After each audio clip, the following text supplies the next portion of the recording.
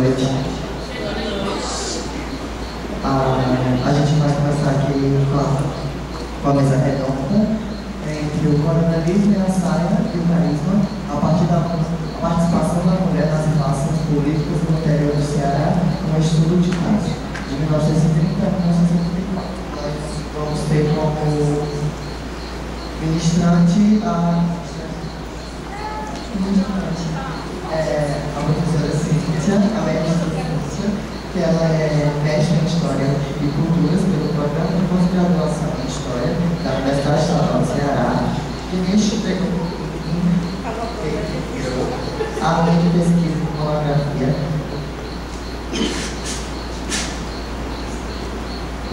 oralidade e cultura escrita, como estudo a elite política e o poder local cearense em questão, estratégias de discursos para novos espaços de atuação, de 1974 a 1974.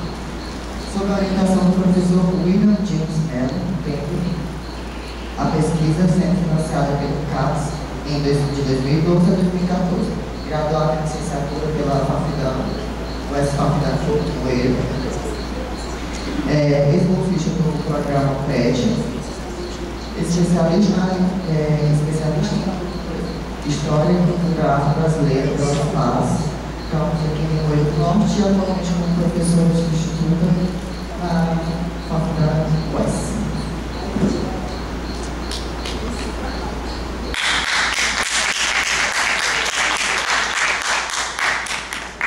Obrigada, viu, Pedro? Obrigada. Não posso vocês. Gente, boa noite. Boa noite. Primeiramente, eu quero agradecer ao CA pelo convite, né? Aos meninos que organizaram e a presença de vocês. Eu agradeço, tá bom? Bom, sem mais delongas, inicialmente, minha fala vai se dividir em duas partes. Basicamente, a primeira parte, eu queria que nós pudéssemos conversar um pouquinho do ponto de vista teórico-metodológico sobre o que é a história das mulheres, feminismo e gênero. Vai ser um pouquinho, não quero me estender muito, porque justamente a ideia principal aqui é pensar a participação da mulher na política do interior do Ceará, e ele é um estudo de caso, porque quem nós vamos falar não é qualquer mulher, não é uma mulher comum, não é uma sujeita ordinária, como diria a lista de baixo, mas é um sujeito da elite, é uma mulher da elite. Nessa segunda parte nós vamos conversar sobre essa mulher, que ela vai transgredir um pouco, sustentando meios conservadores, o que torna muito contraditório, né? De antemão, como o Marcos mesmo falou, a minha pesquisa em si ela não consiste nessa abordagem do gênero. Na verdade, a abordagem do gênero é uma nota de rodapé em que eu sugiro que outras pessoas pesquisem sobre a Judite nessa perspectiva do estudo dos gêneros, mas que eu coloco possibilidades analistas. Na verdade, o que eu tento compreender é como a família Chaves, que é a família que ela integrava, como é que essa família se manteve ao poder, no poder político partidário, no poder na instituição de 30 a 70, tanto do ponto de vista local, como do ponto de vista do Estado. Gente, eu vou começar o meu trecho aqui, a minha fala, com uma autora bastante conhecida, que ela virou polêmica do Enem, né, que é a Simone de Beauvoir, e ela diz o seguinte: em 1949 ela publica uma obra chamada O Segundo Sexo. Esse segundo sexo, ela vai afirmar, observar o seguinte, que a mulher, as mulheres, em si elas não teriam história, por isso elas não teriam como se orgulhar delas mesmas. É uma das constatações dela. E ela adianta para aquela célebre frase que foi, o fragmento foi recortado na prova do Enem, que gerou toda a polêmica. Ninguém nasce mulher, mas se torna mulher. Então, quando a Beauvoir ela propõe essa dimensão do se tornar, ela ainda acrescenta mais. Ela diz: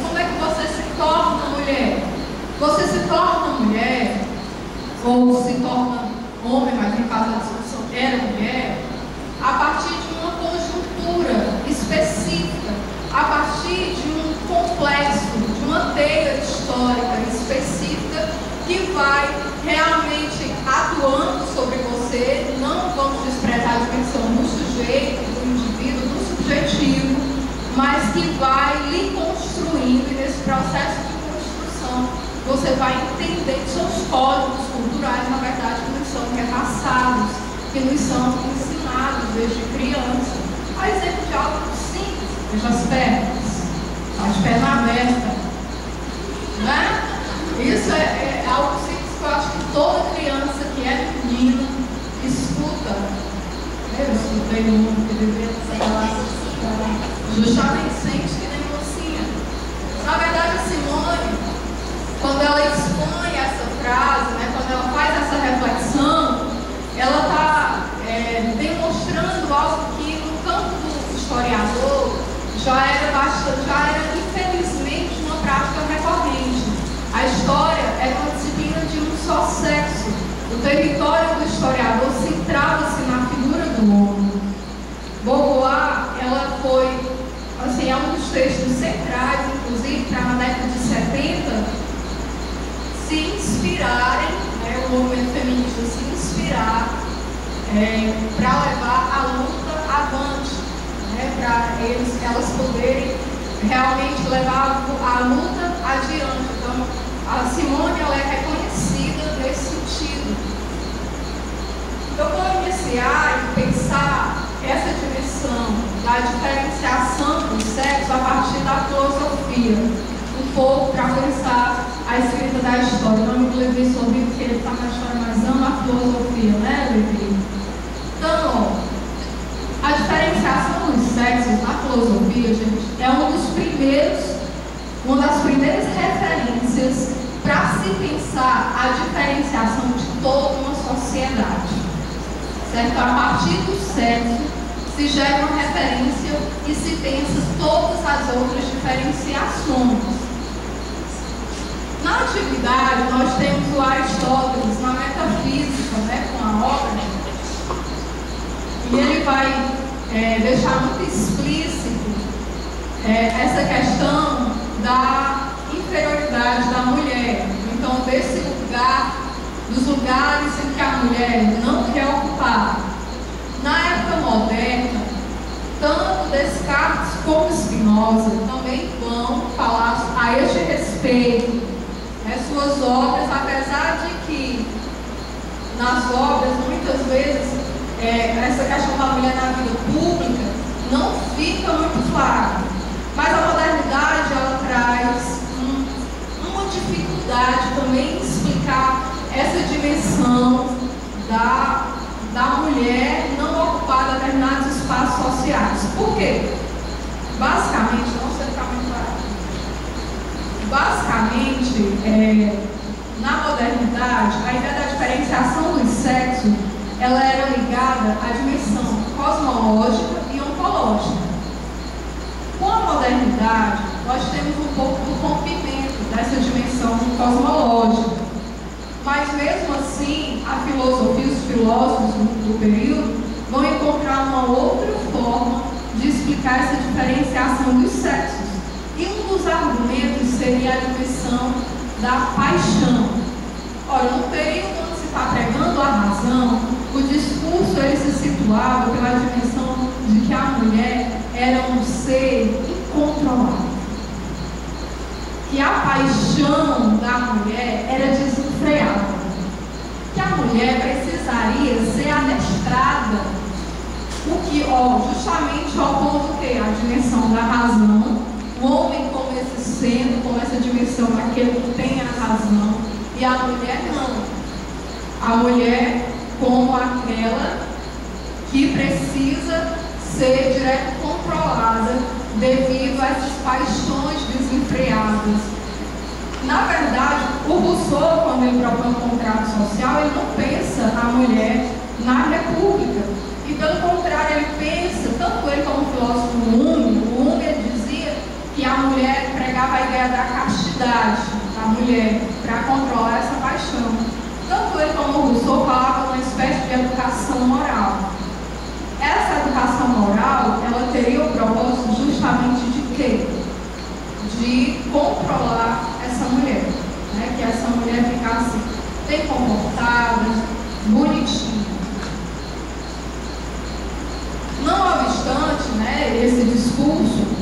ele é perpassado, ele é legitimado e é perpassado para o século XIX, mas no século XIX nós já vamos ter algumas mudanças, né? Tanto Marx como o John Stuart vão ser filósofos que eles vão basicamente pregar a emancipação.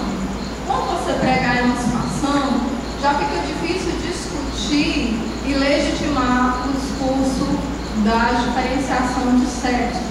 Então, a partir do século XIX, nós vamos observando já uma mudança do ponto de vista do campo filosófico, certo?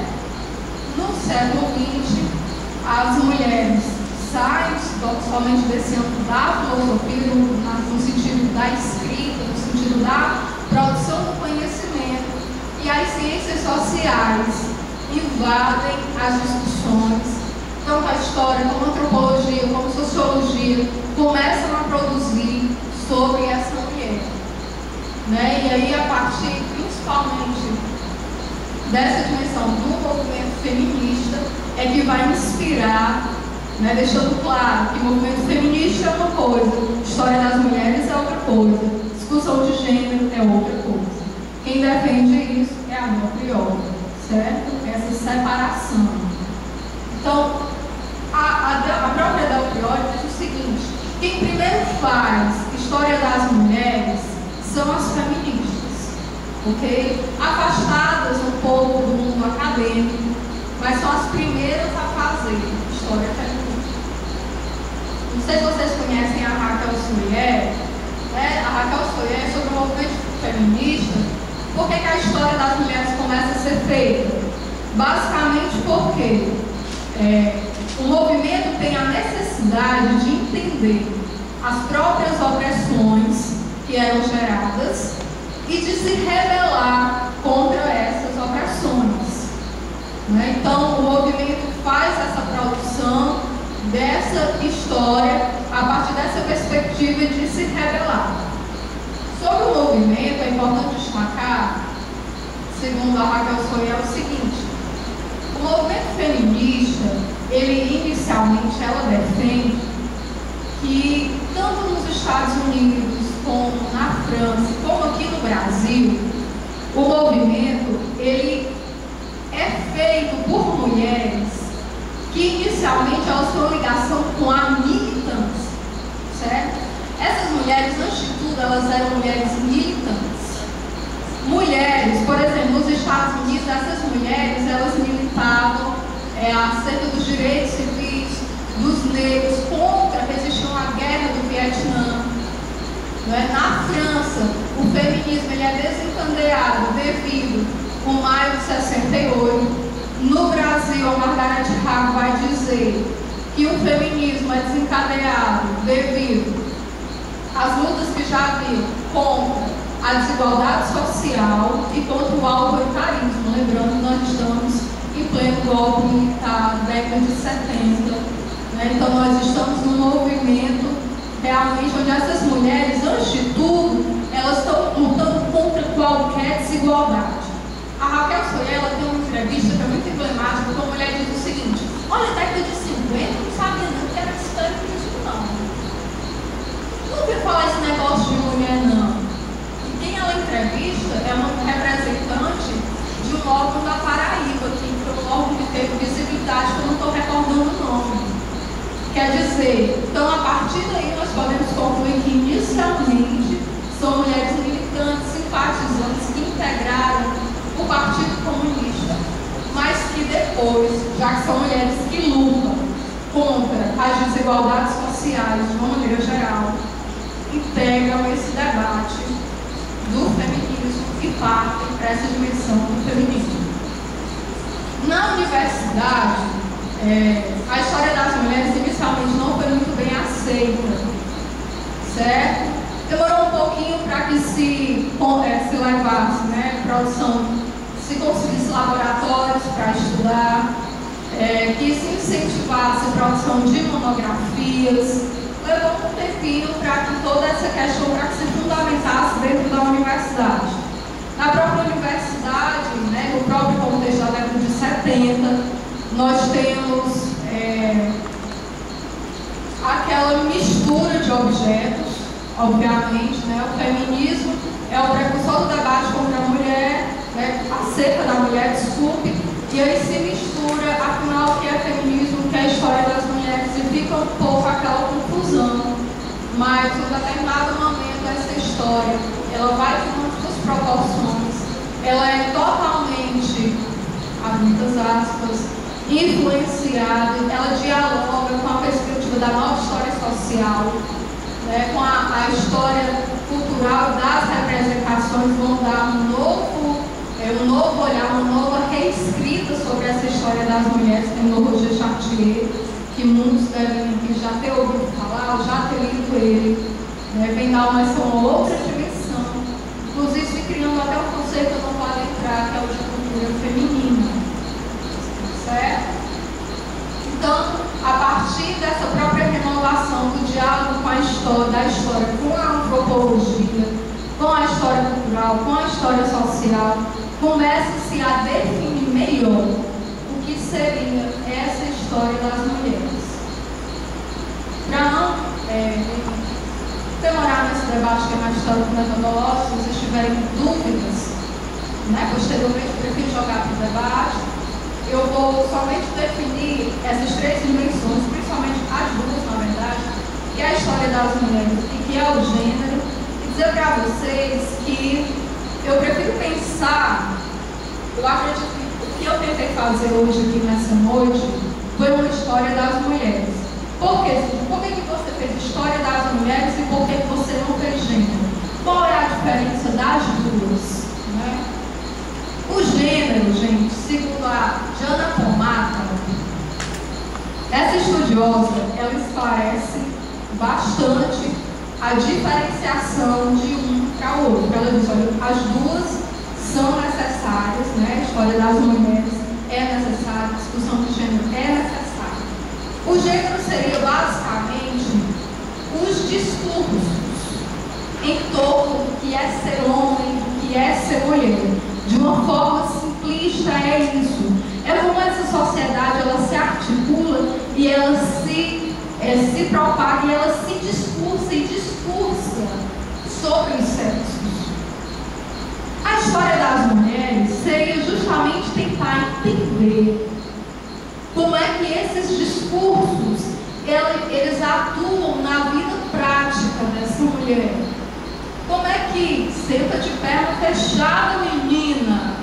Como é que isso interfere diretamente na minha vida prática como mulher e na vida deste homem? O Chartier, ele chama a atenção sobre uma questão que é muito legal. Ele diz o seguinte, vamos parar de pensar o sexo somente a partir da diferença. A partir da diferença, você tem um código. Esses sexos, eles têm os papéis sociais que são diferentes, mas eles têm códigos que são partilhados em comum. Ao mesmo tempo que se discursa, é aquela velha história que didaticamente a gente diz para os alunos. Vai pesquisar gênero, meu filho, não pode pensar o homem se a mulher se é o homem. Né? Em poucas palavras é isso, porque o discurso, ele é entrelaçado, é a partir do outro. A partir do papel social do outro. Então, o gênero seria justamente esse discurso sobre os sexos e a história das mulheres abordaria essa dimensão de como esses discursos atuam na vida prática dessa mulher. Certo? E agora, vou lá para a minha Judite. Nós vamos conhecer no final, não sejamos dicotômicos. Você vai passar para mim? Tá bom, obrigada. Não sejamos dicotômicos, não vamos amar nem odiar a Judite no final do estudo, tá bom? Vamos paquerar com ela e ver quem é essa mulher tão emblemática. A Judite, ela nasceu, pode passar, mas tá passando, não? Deixa eu ir aqui.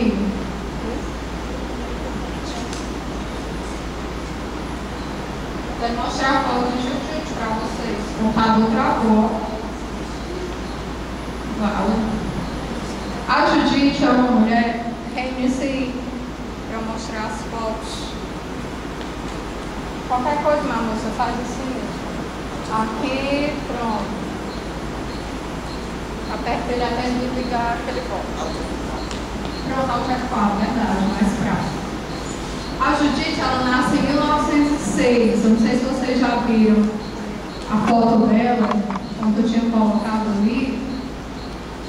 Ela é, acima de tudo, uma mulher da elite, certo? Ela não é uma mulher que nasceu pobre, nem coitada, tá certo? Ela nasce em Fortaleza e ela vem pra cá, ela veio pra uma festa, né? O histórico dela, ela é neta do Serafim Paulistino. Ele era um pabeliano que migrou do Aracati, que é no meio do norte. E este homem, os cartórios, para quem não sabe, o cartório ele é um instrumento muito forte de poder. Há pouco tempo que nós temos um concurso no cartório, mas principalmente em períodos eleitorais e em períodos na década de 30. Porque através do cartório você poderia manipular, inclusive, o processo eleitoral. Então, Judite é neta de Serafim, filha de Sindulfo. Eu tinha estudinho para mostrar, mas esse computador irá ressuscitar, até mesmo porque minha vida está aí, não é? Toda a minha vida, inclusive recentes pesquisas para o doutorado. Estou ficando tensa com esse computador morto. Mas Judite, ela é filha de Sindulfo. Sindulfo foi prefeito aqui em Limoeiro de 34, nos anos 33 e 34, e tem 3 filhos.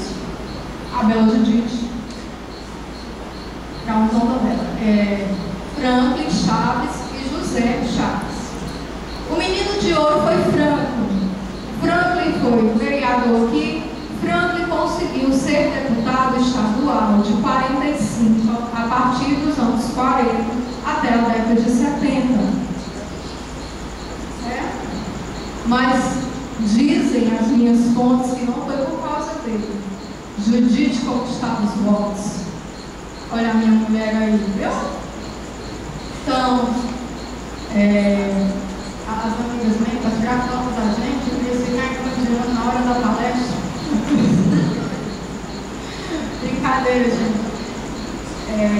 Então, Judite é quem conquistava esses votos. E meu computador ressuscitou. Que coisa boa. Ele está na área de trabalho, mesa Judite, gente. Nada mais claro, não? Pronto. Então, Judite, ela vai, nessa família, ela vai fazer um casamento. Começamos logo pela ideia do casamento. Nesse livro aqui, esse casamento, ele é narrado, sim, de uma forma épica. Toda mulher quer casar, gostosa. Não posso nem falar o que as fontes não me autorizaram a falar sobre esse casamento. Você tem um babado fortíssimo, que esse livro não diz, mas também não posso dizer para vocês. Então, nesse casamento é tratado de uma forma épica. Estudando melhor, era um pacto entre as elites, principalmente na primeira república, de casar para ter a alternância de poder.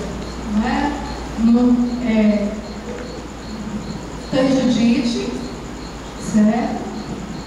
Ela é Chaves, meu nome é Chaves, deve ter alguma ligação. Eu sinto que ainda serei da elite rica. Ainda sinto isso, também sente, né? Pode passar. Aí é Judite. Aí são as questões que eu faço, já passei por cima, né? Até que ponto o enquadramento de uma sociedade define os papéis do que é ser homem, do que é ser mulher, quais são as atitudes, quais são as tarefas dos homens ou das mulheres, até que ponto os discursos, lembra do gênero?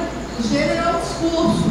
Até que ponto os discursos sociais constroem, normatizam modos de sentir, perceber e agir, e onde é que está a subjetividade do sujeito, nossa mulher.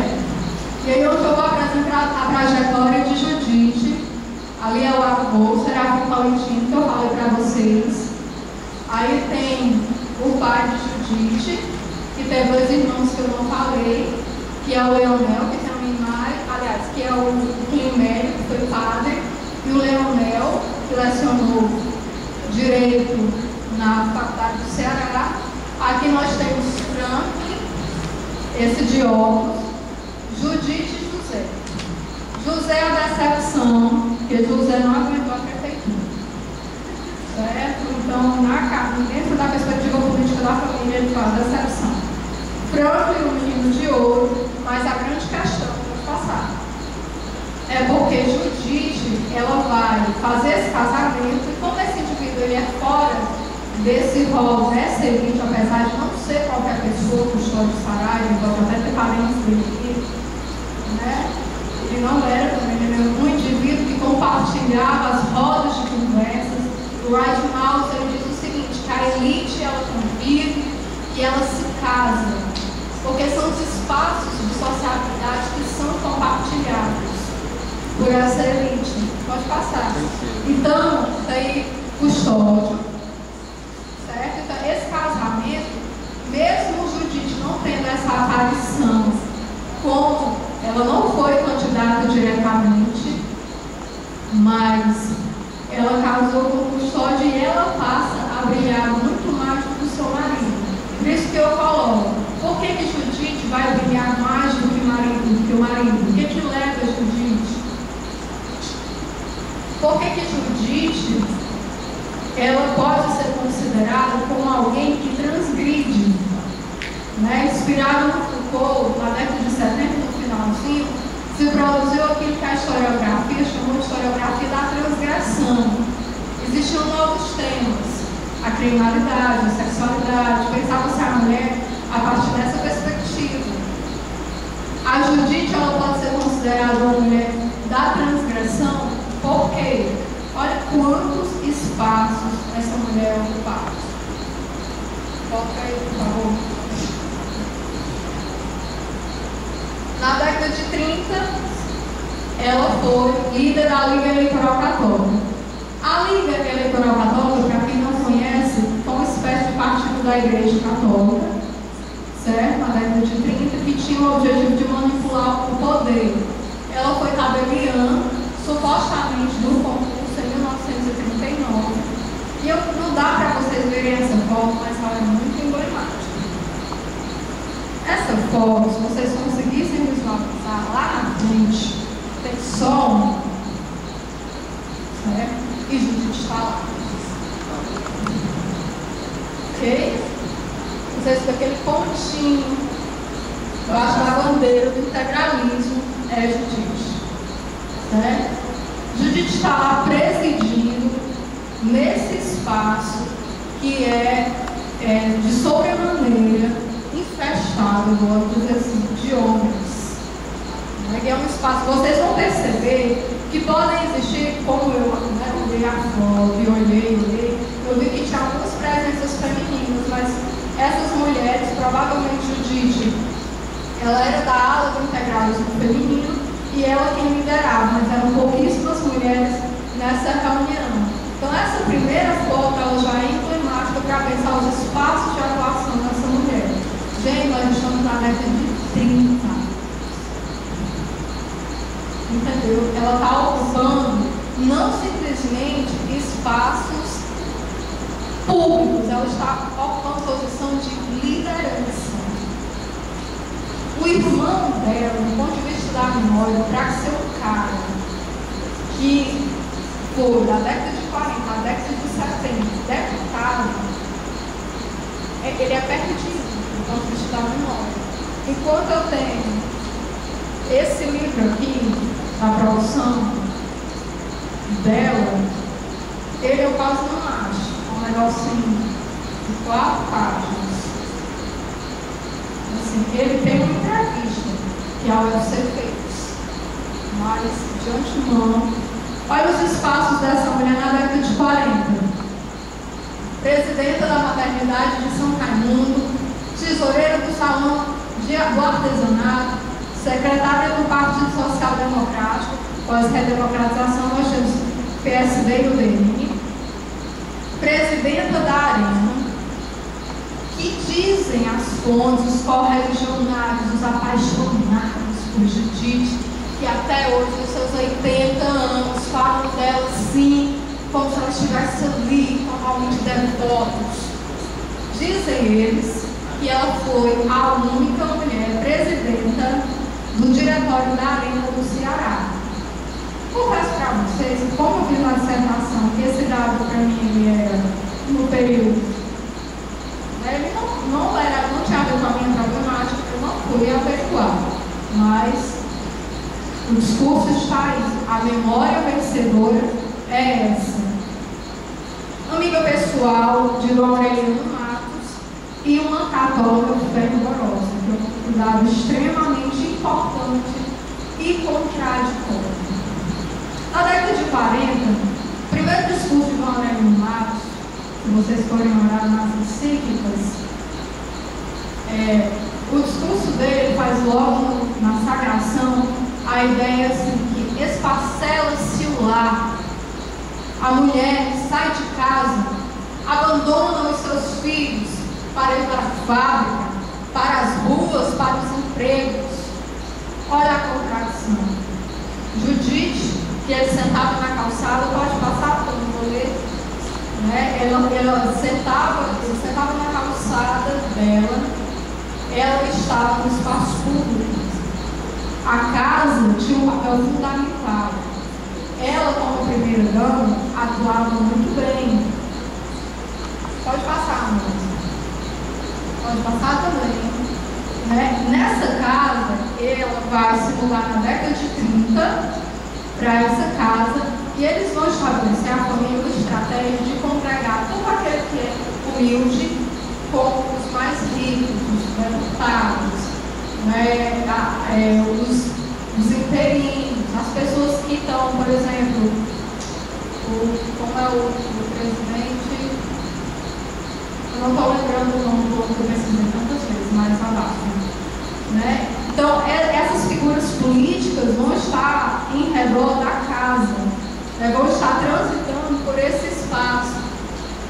Essa casa, ela vai ser um ponto estratégico para a família, e em especial para a Judite. No depoimento das filhas, porque eu não quero ver, elas vão deixar muito claro que elas se sentiam muito incomodadas, até com a presença de tanta gente, e a forma como essas pessoas eram recepcionadas na casa de Judite, porque tinha café, tinha bolinho. Olha, perceba a faceta da mulher. A mulher atua também como primeira-dama. Ela também veste essa roupa, porque olha aí as explicações para ela participar ativamente na política. Ela está lá nos espaços sociais, estou tendo menino, quando eu Judite, pelo amor, eu me acuda, porque faz parte da maternidade. Ai, eu estou precisando de alguma coisa, é irmã de Franklin Chaves. Então, Judite pode passar. Judite é essa pessoa que vai fazer dessa casa um ambiente, inclusive, onde o público e o privado vão se misturar. Os diferentes grupos sociais vão ser misturados de uma tal forma que isso vai fortalecer o poder da própria família.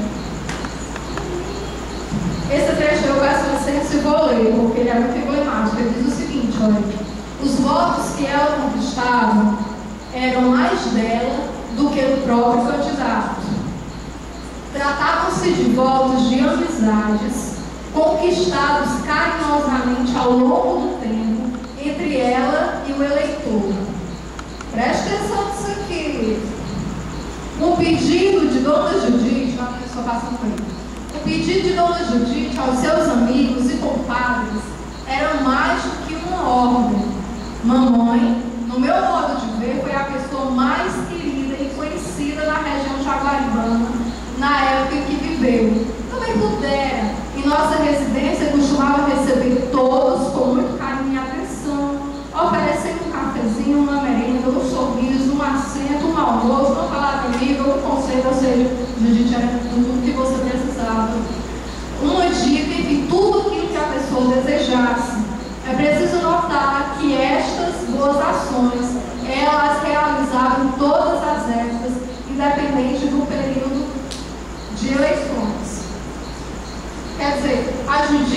ela vai instituir, é devido a ela que certos códigos vão ser instituídos.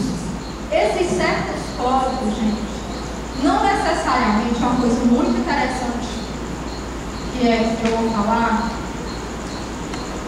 O que nós entendemos como corrupção agora na política é completamente diferente para essa mulher, certo? Para essa mulher, a corrupção envolvia o dinheiro e não o favor. Essa política, ela girava em torno do favor. Essa mulher, ela participou porque ela era o agente que lidava com o povo. Ela que fazia o favor, ela que intermediava. O irmão dela se elegeu, logicamente, por um indivíduo. Você tem um cartório, você tem uma prefeitura. Quanto mais meio de poder você adquire, para você chegar a presidente, você vai se criar um partido. Porque o partido faz parte da mediação política. Ninguém chega ao poder logo de uma vez. Você vai progredindo, pode-se dizer assim. Então, ela vai oferecer vantagens que não são do ponto de vista material, mas sim do ponto de vista de tratamentos privilegiados. Estar na casa de justiça é um privilégio. Então, esses códigos, eles são instituídos e a ligação é a ideia de que o eleitor, ele acha que ele é vantajoso para ele votar naquela pessoa, porque aquela pessoa escuta. Vamos ter cuidado com o anacronismo. Mas até hoje não pouco. As pessoas estão precisando de uma cirurgia, será que é só no município? Vão atrás do vereador. Não. Você tem a personificação do Estado, e não o Estado da parte da dimensão pública. E aí a questão que eu coloco já no título é o seguinte: como é que Judite conquistava tantos votos para o seu irmão? Será que é porque ela era simplesmente carismática? Aí eu coloco o conceito de carisma do Weber, que eu não sei se vocês conhecem, mas a expressão você é carismático, Fulano, Henrique é muito carismático, ou muito carismático, todos nós entendemos o que isso quer dizer. E a ideia de carisma é que ela realmente perpassa uma dimensão extra cotidiana. É alguém que, segundo o Weber, né? Você não entende, perpassa por uma relação pessoal, você não é carismática. Perpassa uma relação que é pessoal e que socialmente se institui como uma dimensão quase que sobrenatural de carisma. Vou ler o Weber que é melhor. O que seria para ele, né? Em sua forma genuína, a dominação carismática é de caráter especificamente extra-cotidiano, como eu falei, e representa uma relação social estritamente pessoal, ligada à validade carismática de determinadas qualidades pessoais. Quando esta relação não é efêmera, estou cortando, tá? Mas ela assume um caráter de relação permanente, como Judite tem correligionário até hoje, ela está morta, mas ela tem correligionário. Se você passar ali, você vem na sua topic, você vai ver uma clínica chamada Judite, é esta Judite que eu estou falando. Cadê uma clínica chamada Franklin aqui? Não existe, mas uma clínica chamada Judite. É aqui existe. Então, essa relação, quando ela passa a ser permanente, quando ela tem uma ligação forte, quando ela não é efêmera, é uma relação que ele diz que é de puro carisma para ele, não é? E que revela quase que algo que essa sociedade considera como divino. Pode passar. Eu não aceito, eu utilizo o Weber, mas para discordar. Para mim, Judite, ela não é simplesmente o carisma de Judite que vai fazer com que ela consiga esses votos, ok? Ela tem instituições, ela tem poder, certo? E ela é esse indivíduo que as pessoas, pelo ato de ser mulher, de vender que era cristã, porque ela se constrói como uma cristã praticante, ela é uma pessoa que tem uma relação com o bispo, então as pessoas se sentem mais à vontade para chegar a essa mulher. Essa mulher que habita no espaço público, mas também que quando ela está em casa, é uma mulher que faz, teoricamente, alguns serviços. Na memória familiar, a Judite, ela é lembrada, sabe o que é extraordinário para a família? É porque além dos espaços públicos, ela ainda fazia bolinhos. Olha a inversão. A ideia da mulher era contrária, era de estar no lar.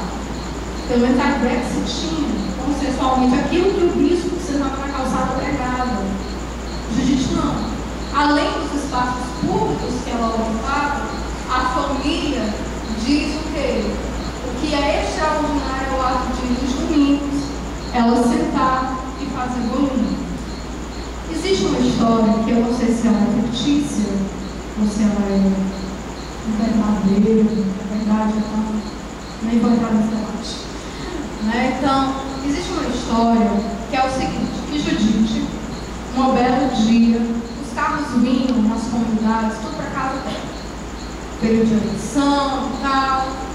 E aí 2 cabras armados de faca, família conta isso, começa uma briga. Faca vai, faca vem.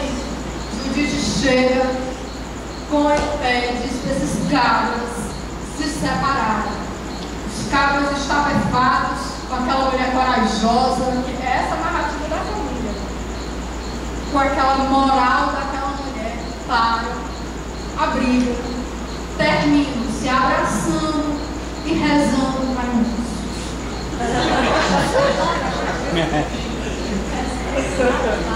Bom, gente, a memória tece esse discurso. Por quê? A questão para mim, esse discurso eu coloco na dissertação, não é saber se ele é verdadeiro ou falso, mas por que ele foi fabricado? Por que se tece esse discurso acerca dessa mulher? Primeiramente, a noção de coragem e moral é uma noção construída historicamente. Eu não falei ainda daqueles que não gostam de Judite. No título tem coronel de saia. A memória oposicionista diz que Judite é a mulher de cabelo na venda. Coronel de saia. Olha o discurso inverso. Olha aqueles que não reconhecem a atuação dessa mulher no espaço público. Os pedagogos devem conhecer quem escreveu isso, porque foi do Laudo da Lima. Quem escreveu isso sobre Judite, ele não reconhecia a atuação dessa mulher. O que a filha faz? Eu estou com 2 livros confrontando como fonte. A filha explica: minha mãe pode até ser mulher de cabelo na venda, mas ela era amada, ela era respeitada, ela teve que desconstruir. É aquilo que, normalmente, na história do Pollack, ele utilizou a citação do Henri Rousseau. O Henri Rousseau vai falar da dimensão do enquadramento da memória. O que a memória faz? Existem olhares em disputa. Se alguém for perguntar sobre a palestrante esta noite, cada um talvez tenha um discurso diferente na manhã. Isso é. Foi enfadão? Não, mas gostei. Quer dizer, são diversos olhares em disputa, e esses olhares em disputas, no caso, como é uma memória afetiva, vai tender a querer enquadrar positivamente essa mulher, os atos dessa mulher. Então é o que o Luiz Bonafé chama como o olhar que venceu. No nosso caso, não tem olhar que venceu. Existem 2 confrontos. A coronel de saia, a mulher de cabelo na venta. Por quê? Porque a oposição não aceitava, inclusive, a vitória desses pleitos, em muito, grande parte, todas as minhas fontes, foi dificílimo para mim tentar explicar como é que numa família de cabra macho, só macho, o macho que está no poder, o macho que está no poder, mas as fontes diretas, dizendo o próprio Franklin diz que essa mulher, que a irmã dele, era assim, quase tudo para as vitórias dele. Então essa memória oposicionista não vai aceitar isso e vai também prescrever essa dimensão da mulher de cabelo marrom, certo? Então essa Judite, transgressora, mas conservadora. Vocês esperavam uma revolucionária. Certamente ela não foi.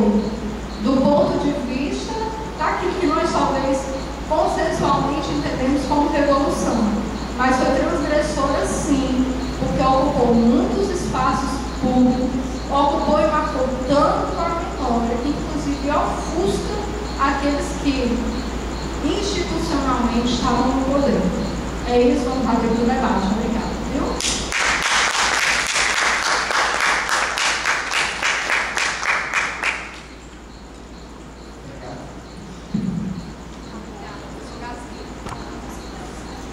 Obrigada pela fala, professora Cíntia. Agora que a gente vai abrir para o debate de 3. E quem quiser se pronunciar, fique à vontade.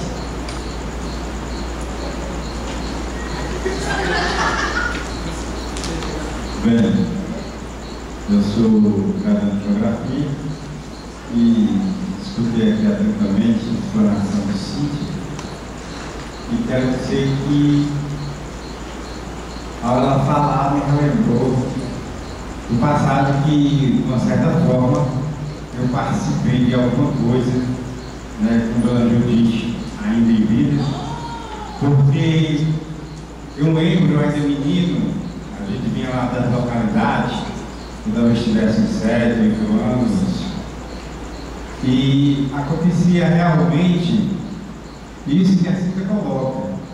Os carros se deslocavam das comunidades e no dia da eleição era uma grande festa. Eles faziam almoço, matavam um boi, matavam um bicho para alimentar os eleitores e, na verdade, o meu pai era muito amigo de Dona Judite, né?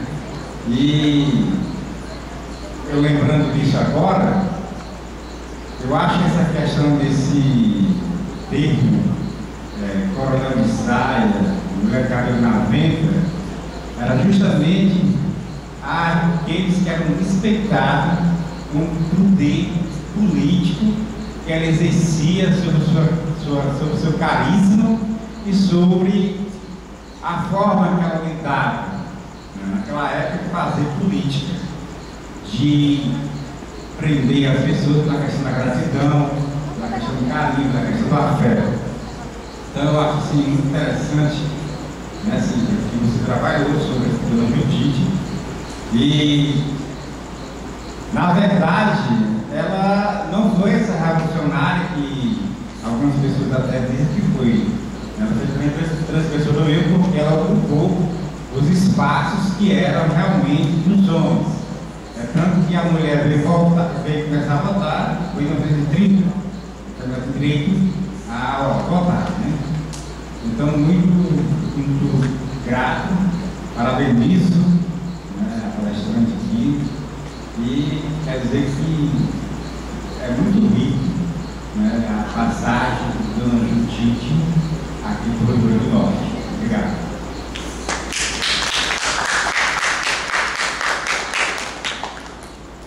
Jackson.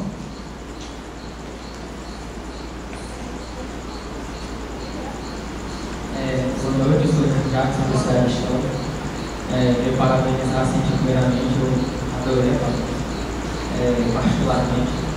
O que eu vou trazer aqui não é bem uma pergunta, não. É porque eu achei interessante um slide que falava dos partidos que ela transitou, a trajetória dela, na década de 40 no PSD, e a Arena na ditadura militar. E o que eu queria saber era nesse sentido, onde a família dela se colocava, nos espaços de poder, como ela se afirmava, ou onde ela estava frente à conjuntura nacional, do holandês.